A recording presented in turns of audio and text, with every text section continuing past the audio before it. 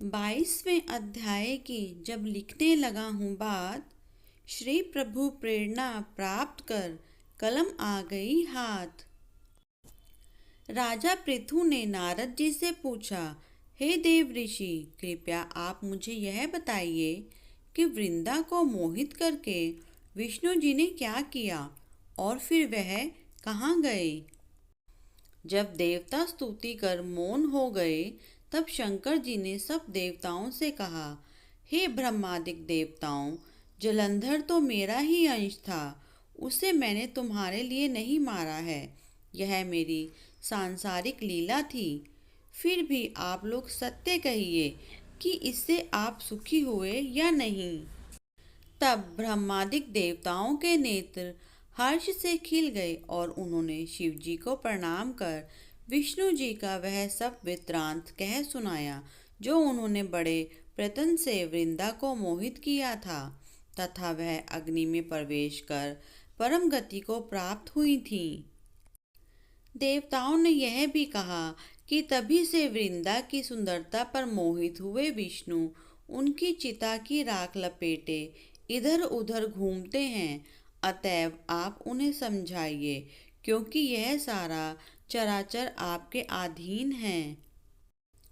देवताओं से यह सारा वृत्तांत सुन शंकर जी ने उन्हें अपनी माया समझाई और कहा कि उसी से मोहित विष्णु भी काम के वश में हो गए हैं, परंतु महादेवी उमा त्रिदेवों की जननी सबसे परे वह मूल प्राकृतिक परम मनोहर और वही गिरिजा भी कहलाती है। अतः विष्णु का मोह दूर करने के लिए आप सब उनकी शरण में जाइए। शंकर जी की आज्ञा से सब देवता मूल प्रकृति को प्रसन्न करने चले। उनके स्थान पर पहुंचकर उनकी बड़ी स्तुति की। तब यह आकाशवाणी हुई कि हे देवताओं, मैं ही तीन प्रकार से तीनों गुणों से पृथक होकर स्थित स्थित गुण से गौरा, रजोगुण से लक्ष्मी और तमोगुण से ज्योति रूप हूँ। अतएव आप लोग मेरी रक्षा के लिए उन देवियों के पास जाओ, तो वे तुम्हारे मनोरथों को पूर्ण कर देंगी। यह सुनकर देवता भगवती के वाक्यों का आदर करते हुए गौरी, लक्ष्मी और सरस्वती को प्रणाम करने लगे। सब देवताओं ने भक्ति पूर्वक उन सब देवियों की प्रार्थना की। उस स्तुति से तीनों देवियां प्रकट हो गईं। सभी देवताओं ने खुश होकर निवेदन किया। तब उन देवियों ने कुछ बीज देकर कहा, इसे ले जाकर बो दो तो तुम्हारे सब कार्य सिद्ध हो जाएंगे। ब्रह्मादिक देवता उन बीजों को लेकर विष्णु जी के पास गए। वृंदा की चिता भूमि में वह बीज डाल दिया। उससे धात्री, मालती और तुलसी प्रकट हुई।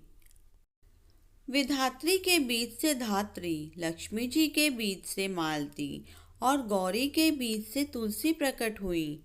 विष्णु जी ने ज्यों ही उन स्त्री रूप वाली वनस्पतियों को देखा तो वे उठ बैठे।